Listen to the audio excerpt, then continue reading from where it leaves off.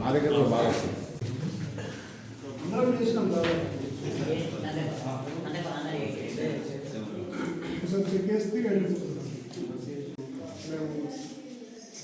సర్పంచ్గా అట్లనే 7 వార్డు మెంబర్లు ఏకగ్రీవంగా ఎన్నికలు కావడం జరిగింది.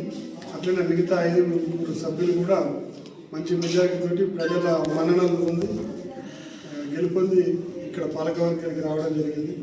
ఇంతకుముందే చెప్పినట్లు మనము ప్రజలు ఏదైతే మన మీద బాధ్యత పెట్టి మనందరినీ ఇక్కడ కూర్చోబెట్టారో అందరూ ఏ పక్షపాత ధోరణి లేకుండా అన్ని వర్గాలు కలుపుకపోయి అన్ని రాజకీయ పార్టీ నాయకుల సహకారంతో మన గ్రామాన్ని అభివృద్ధి చేసుకోవాలి.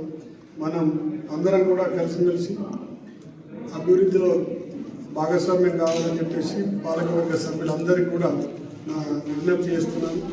అయితే మనం ఎన్నికైన తర్వాత కొందరు అంటూ ఉంటారు, అంటే ఇప్పుడు మన ఆవేశం ఎంత ఉన్నదో, మన ఉత్సుకత ఎంత ఉన్నదో ఆ ఫండ్స్ కూడా అట్లా ఉండాలి.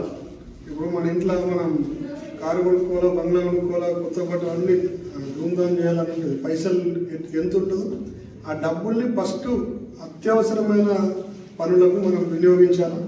మనం అందరం మళ్ళా ప్రైవేట్గా కూర్చుండి అజెండా చర్చిద్దాం అంటే ఎవరన్నా అంటారు ఇది అది అన్నీ చేయమని అంటారు. ఒకదాని వెంబడి ఒకటి ఏదైతే ప్రాముఖ్యత ఉంటుందో ఫస్ట్ ఏదైతే అత్యవసరమైన ఉంటాయో అట్లా ఆ ప్రాధాన్యత ప్రాతిపదికన మనం పనులు చేసుకుంటూ పోవాలి.